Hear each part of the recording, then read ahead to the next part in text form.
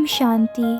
आज की तारीख 13 फरवरी 2022, रिवाइज डेट 10 जनवरी 1990 से अव्यक्त बाप दादा के महावाक्य हैं। हेडिंग: होली हंस की विशेषताएं। होली हंस की विशेषताएं। आज सर्व बच्चों को विशेष आत्मा बनाने वाले बाप दादा हर एक होली हंस की विशेषता देख रहे हैं। जैसे हंस की निर्णय शक्ति और परखने की शक्ति विशेष होती है, इसलिए ग्रहण करने की शक्ति भी विशेष है। जो मोती और कंकड़ दोनों को परखता है और फिर निर्णय करता है, उसके बाद मोती ग्रहण करता है। कंकड़ पत्थर छोड़ देता है तो परखना, निर्णय करना और ग्रहण करना अर्थात धारण करना, तीनों शक्तियों की विशेषता के कारण संगम युगी सरस्वती माँ की सवारी हंस दिखाया है। तो एक सरस्वती माँ का यादगार नहीं, लेकिन माँ समान बनने वाली ज्ञान वीणा वादिनी आप सभी हो। इस ज्ञान को धारण करने के लिए भी यह तीनों विशेषताएं अति आवश्यक हैं। आप सभी ने ब्राह्मण जीवन धारण करते ही ज्ञान द्वारा, विवेक द्वारा पहले परखने की शक्ति के आधार को पहचाना, अपने आप को पहचाना और समय को पहचाना, अपने ब्राह्मण परिवार को पहचाना, अपने श्रेष्ठ कर्तव्य को पहचाना। इसके बाद निर्णय किया, तब ही ब्राह्मण जीवन धारण की। यह वही कल्प वाले बेहद के बाप हैं, परम आत्मा है। मैं भी वही कल्प पहले वाली श्रेष्ठ आत्मा हूँ, अधिकारी आत्मा हूँ। इस परखने के बाद निर्णय किया। बिना बाप को परखने के निर्णय नहीं कर सकते। कई आत्माएं अभी तक भी संबंध संपर्क में हैं, बहुत अच्छा कहती रहती हैं, लेकिन परमात्म पहचान व परखने की शक्ति ना होने कारण निर्णय नहीं कर सकते कि क्या बनना है व क्या करना है। इसलिए ब्राह्मण जीवन धारण नहीं कर सकते। सहयोगी बनते हैं, लेकिन सहज योगी जीवन नहीं बना सकते, क्योंकि दोनों शक्तियाँ नहीं हैं। इसलिए होली हंस नहीं बन सकते। पवित्रता रूपी मोती और अपवित्रता रूपी कंकड़ दोनों को अलग नहीं समझते, तो पवित्रता को ग्रहण करने की शक्ति नहीं आ सकती। तो होली हंस की विशेषता है पहले शक्ति परखना अर्थात पहचानना। आप होली हंसों में यह दोनों ही शक्तियां हैं ना, क्योंकि बाप को पहचानना, अपने आप को भी पहचाना, निर्णय भी ठीक किया, तब तो ब्राह्मण बने और चल रहे हो। इस बात में तो सब पक्के पास हो, लेकिन जो सेवा करते हो और कर्म में आते हो, सारे दिन की दिनचर्या में जो कर्म करते हो, संबंध संपर्क में आते हो, उसमें सफलता पूर्वक हर कर्म रहे व हर संपर्क वाली आत्मा के संबंध में आने में सदा सफलता रहे। हर प्रकार की सेवा मनसा वाचा कर्मणा तीनों में सदा सफलता अनुभव हो। उसका भी आधार परखने की शक्ति और निर्णय करने की शक्ति है। इसमें फुल पास हो। सेवा की सफलता व संपर्क में सफलता सदा न होने का कारण चेक करो, तो कार्य को, व्यक्तियों को, आत्मा को परखने की शक्ति में अंतर पड़ जाता है। जिस आत्मा को जिस समय जिस विधि पूर्वक सहयोग चाहिए व शिक्षा चाहिए, स्नेह चाहिए, उस समय अगर परखने की शक्ति तीव्र है तो अवश्य संबंध में सफलता प्राप्त होगी। लेकिन होता क्या है, जिस आत्मा को जो सहयोग व विधि उस समय चाहिए वो न देकर व न परखने कारण अपने ढंग से उसको सहयोग देते हो व विधि अपनाते हो, इसलिए संतुष्टता की सफलता नहीं होती। जैसे शारीरिक बीमारी को परखने की डॉक्टर को विधि न आए तो क्या होता है, ठीक होने के बजाय एक से अनेक रोग और पैदा हो जाते हैं। पेशेंट को संतुष्टता की सफलता नहीं मिलती, जिसको साधारण शब्दों में बाप दादा कहते हैं कि हर एक की नब्ज को पहचानो। चलना और चलाना भी जरूरी है, तो क्या करना पड़ेगा? पहचानने अर्थात परखने की शक्ति को तीव्र करना पड़े। इसमें अंतर पड़ जाता है, जिसको आप साधारण भाषा में कहते हो हैंडलिंग का फ़र्क कहते हो ना। इनकी हैंडलिंग पुरानी है, इनकी नई है। यह अंतर क्यों पड़ा? क्योंकि हर समय, हर आत्मा और हर कार्य को परखने की शक्ति चाहिए। टोटल परखने की शक्ति आ गई है, लेकिन विस्तार से और बेहद के परखने की शक्ति की आवश्यकता है। उस समय आत्मा की ग्रहण शक्ति कितनी है, वायुमंडल क्या है, और उस आत्मा की सुनने व शिक्षा लेने की मूड कैसी है। जैसे कोई कमज़ोर शरीर वाला हो और उसको ज़्यादा से ज़्यादा ताकत का इंजेक्शन दे देवे तो क्या हालत होगी?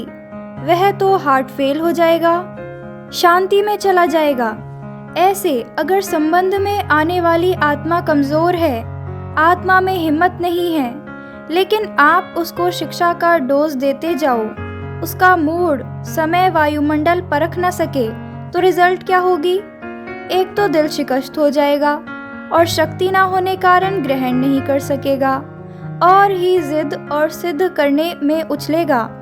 आपने तो अच्छी भावना से किया, लेकिन सफलता न मिलने का कारण परखने और निर्णय करने की शक्ति कम है, इसलिए सफलता मूर्त बनने में परसेंटेज हो जाती।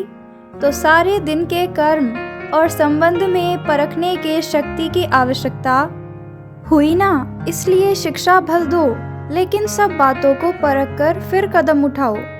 ऐसे ही सेवा के क्षेत्र में भी अगर आत्माओं की आवश्यकता और इच्छा परखने के बिना कितना भी अच्छा ज्ञान दे दो, कितनी भी मेहनत कर लो, लेकिन सफलता नहीं होगी। अच्छा अच्छा कहना तो एक रीति रस्म हो गई है, क्योंकि आप कोई बुरी बात तो कहते भी नहीं हो, लेकिन जो सफलता का लक्ष्य रखते हो उसमें समीप अनुभव करो। उसके लिए परखने की शक्ति अति आवश्यक है।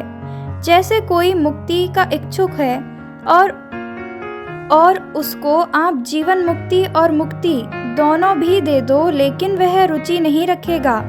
पानी के प्यासे को 36 प्रकार का भोजन दे दो, लेकिन वह संतुष्ट पानी की बूंद से ही होगा, ना कि भोजन से।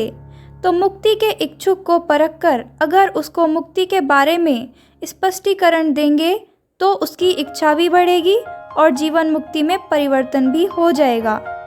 किसको धारणा की बातें सुनना अच्छा लगता है, उसको आप कल्प 5000 वर्ष का व गीता का भगवान कौन यह बताना शुरू कर दो तो और ही इंटरेस्ट खत्म हो जाएगा। इसलिए सेवा में भी आत्मा की स्थिति व उसकी आस्था क्या है, उसको परखना आवश्यक है। तो सेवा में सफलता का आधार किस शक्ति पर हुआ? परखने की शक्ति चाहिए। चाहे अज्ञानी आत्माओं की सेवा, चाहे सेवा साथियों की सेवा, दोनों में सफलता का आधार एक ही है। तो होली हंस की विशेषता, सबसे पहले परखने की शक्ति को बढ़ाओ। परखने की शक्ति यथार्थ है, श्रेष्ठ है, तो निर्णय भी यथार्थ होगा और आप जिसको जो देना चाहते हैं वह उसमें ग्रहण करने की शक्ति स्वतः ही होगी। और क्या बन जाएंगे? नंबर 1 सफलता मूर्त। तो चाहे सेवा में, चाहे संबंध में लक्ष्य को प्राप्त करने के लिए इस लक्षण को धारण करो। तो सारे दिन में यह चेक करो, सारे दिन की दिनचर्या में परखने की शक्ति कहाँ तक यथार्थ हुई और कहाँ करेक्शन एडिशन करने की आवश्यकता रही। करने के बाद करेक्शन अपने आप होती जरूर है, क्योंकि दिव्य बुद्धि का वरदान सबको मिला हुआ है। चाहे समस्या के वश, समय व परिस्थिति के वश, व कोई आत्माओं के संग के वश, व माया द्वारा मनमत के वश, उस समय परवश हो जाते हैं। लेकिन समय, परिस्थिति, संग का प्रभाव, मनमत का प्रभाव जब हल्का हो जाता है, फिर दिव्य बुद्धि अपना काम करती है, जिसको आप लोग कहते हो जोश में होश में आ गए। फिर महसूस होता है कि यह करेक्शन व एडिशन होनी चाहिए थी व करनी है, लेकिन रजिस्टर में व कर्मों के हिसाब किताब में दाग नहीं, लेकिन बिंदी तो पड़ गई। बिल्कुल साफ तो नहीं रहा ना, इसलिए कहा जाता है कर्मों की लीला अति गुहा है। टीचर्स तो कर्मों की लीला को अच्छी रीति जान गई हैं ना। टीचर्स सारा दिन क्या गीत गाती हैं कि वह मेरे श्रेष्ठ कर्मों की लीला, कर्मों के गहन गति की लीला नहीं, श्रेष्ठ कर्मों की लीला। दुनिया वाले तो हर कर्म में, हर कदम में कर्मों को ही कूटते रहते हैं कि हाय मेरे कर्म। आप कहेंगे वह श्रेष्ठ कर्म। अब इसमें और आगे बढ़ो कि सदा वह श्रेष्ठ कर्म हो, साधारण कर्म नहीं। कर्मों को कूटना तो खत्म हो गया, लेकिन श्रेष्ठ कर्म हो, इसमें अंडरलाइन करना। अगर मिक्स कर्म है, साधारण भी हैं, श्रेष्ठ भी हैं, तो सफलता भी मिक्स हो जाती है। अभी विशेष अटेंशन यह देना है कि साधारणता को विशेषता में परिवर्तन करो। इस पर भी कभी सुनाएंगे कि बाप दादा हर एक की रोज की दिनचर्या में क्या क्या देखते हैं, साधारणता कितनी है और विशेषता कितनी है, यह रिजल्ट देखते रहते हैं। बाप दादा के पास देखने के साधन इतने हैं जो एक ही समय देश विदेश के सभी बच्चों को देख सकते हैं। अलग अलग देखने की आवश्यकता नहीं, 5 मिनट में सबका पता लग जाता है। बच्चों के वाह वाह के गीत भी गाते हैं, साथ साथ समान बनने की एम से चेक भी करते हैं। सुनाया था ना कि बाप के स्नेह व बाप की पहचान, इसमें तो सब पास हो, और कभी कभी तो कमाल के काम भी करते हो। अच्छी कमाल है, ना कि धमाल वाली कमाल। कोई कोई बच्चे धमाल की भी कमाल करते हैं ना। होती धमाल है, लेकिन कहते हैं यह तो हमारी कमाल है। इसलिए बाप दादा कहते परखने की शक्ति को बढ़ाओ। अपने कर्मों को भी परख सकेंगे और दूसरों के कर्मों को भी यथार्थ परख सकेंगे। उल्टे को सुलटा नहीं कहेंगे। यह परखने की शक्ति की कमी है। और सदा एक बात याद रखो, सबके लिए कह रहे हैं, कभी भी कोई ऐसा व्यर्थ व साधारण कर्म करते हो और अपने आप को पहचान नहीं सकते हो कि यह राइट है व रॉन्ग है, अब ऐसी परिस्थिति आती है, वशीभूत हो जाते हैं। उस समय ऐसी परिस्थिति में सिद्धि को प्राप्त करने की श्रेष्ठ विधि क्या है? क्योंकि उस समय अपनी बुद्धि तो वशीभूत है। राइट को भी रॉन्ग समझते हो, रॉन्ग को रॉन्ग नहीं समझते हो, राइट समझते हो। फिर जिद करेंगे या सिद्ध करेंगे। यह निशानी है वशीभूत बुद्धि की। ऐसे समय पर सदैव एक बाप दादा की श्रेष्ठ मत याद रखो कि जिन्हों को बाप ने निमित्त बनाया है, वह निमित्त आत्माएं जो डायरेक्शन देती हैं, उसको महत्व देना चाहिए।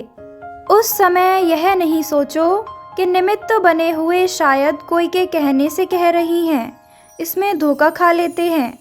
निमित्त बनी हुई श्रेष्ठ आत्माओं द्वारा जो शिक्षा व डायरेक्शन मिलते हैं, उसको उस समय महत्व देने से अगर कोई बुरी बात भी होगी तो आप जिम्मेवार नहीं। जैसे ब्रह्मा बाप के लिए सदा कहते हैं कि अगर ब्रह्मा द्वारा कोई गलती भी होगी तो वह गलती भी बदल के आपके प्रति सही हो जाएगी। तो ऐसे निमित्त बनी हुई आत्माओं प्रति कभी भी यह व्यर्थ संकल्प नहीं उठाना चाहिए। मानो कोई ऐसा फैसला भी दे देते हैं जो आपको ठीक नहीं लगता है, लेकिन आप उसमें जिम्मेवार नहीं हैं। आपका पाप नहीं बढ़ेगा, आपका काम ठीक हो जाएगा, क्योंकि बाप बैठा है। बाप पाप को बदल लेगा। यह गुहा रहस्य है, गुप्त मशीनरी है। इसलिए निमित्त बनी हुई श्रेष्ठ आत्माओं के श्रेष्ठ डायरेक्शन को महत्व से कार्य में लगाओ। इसमें आपका फायदा है, नुकसान भी बदलकर फायदे में हो जाएगा। यह बाप की गारंटी है, समझा? इसलिए सुनाया कि कर्मों की लीला बड़ी विचित्र है। बाप जिम्मेवार है, जिनको निमित्त बनाया है उसका भी जिम्मेवार बाप है। आपके पाप को बदलने का भी जिम्मेवार है। ऐसे ही निमित्त नहीं बनाया है। सोच समझ के ड्रामा के लामुजीब निमित्त बनाया गया है। समझा? टीचर्स को अच्छा लगता है ना, इसमें फ़ायदा है। बोझ हल्का हो गया। कोई भी बात आएगी तो कहेंगे निमित्त बने हुए बड़े जाने, हल्के हो गए ना। लेकिन सिर्फ कहने मात्र नहीं, समझने मात्र, स्नेह मात्र, स्वमान मात्र हो। इन गुहा बातों को बाप जाने और जो समझदार बच्चे हैं वह जाने। निमित्त बनी हुई आत्माओं के लिए कुछ भी कहना अर्थात बाप के लिए कहना। निमित्त बाप ने बनाया है ना, बाप से ज़्यादा आपको परखने की शक्ति है। बाप दादा का अति स्नेह सभी बच्चों से है। ऐसे नहीं कि निमित्त बने हुए से ही प्यार है, दूसरों से नहीं है। यह भी प्यार के कारण ही डायरेक्शन देते हैं।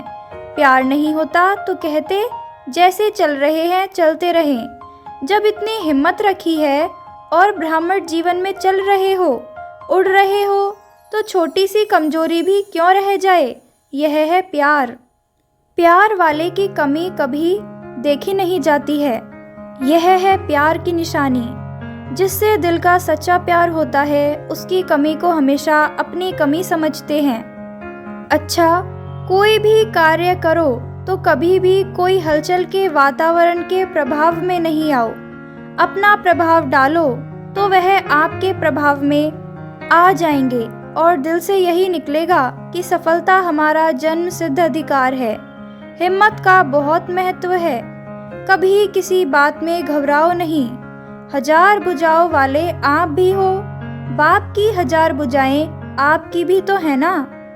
अच्छा, चारों ओर के सदा परखने की शक्ति की विशेष आत्माओं को सदा हर कर्म और संबंध में श्रेष्ठ सफलता प्राप्त करने वाली सफलता मूर्त आत्माओं को सदा हिम्मत और शुभ भावना और शुभकामना द्वारा परिवर्तन करने वाली शक्तिशाली आत्माओं को सदा वहाँ मेरे श्रेष्ठ कर्म के खुशी के गीत गाने वाले बच्चों को बाप दादा का याद प्यार और नमस्ते। हम रूहानी बच्चों की रूहानी माता पिता बाप दादा को याद प्यार गुड मॉर्निंग, नमस्ते नमस्ते नमस्ते। आज की मुरली से वरदान है, शांति की शक्ति से संस्कार मिलन द्वारा सर्व कार्य सफल करने वाले सदा निर्विघ्न भव। शांति की शक्ति से संस्कार मिलन द्वारा सर्व कार्य सफल करने वाले सदा निर्विघ्न भव। सदा निर्विघ्न वही रह सकता है जो सी फादर फॉलो फादर करता है। सी सिस्टर सी ब्रदर करने से ही हलचल होती है। इसलिए अब बाप को फॉलो करते हुए बाप समान संस्कार बनाओ तो संस्कार मिलन की रास करते हुए सदा निर्विघ्न रहेंगे। शांति की शक्ति से अथवा शांत रहने से कितना भी बड़ा विघ्न सहज समाप्त हो जाता है और सर्व कार्य स्वतः संपन्न हो जाते हैं। आज का स्लोगन है, त्रिकालदर्शी वह है जो किसी भी बात को एक काल की दृष्टि से नहीं देखते, हर बात में कल्याण समझते हैं। त्रिकालदर्शी वह है जो किसी भी बात को एक काल की दृष्टि से नहीं देखते, हर बात में कल्याण समझते हैं। अच्छा, ओम शांति।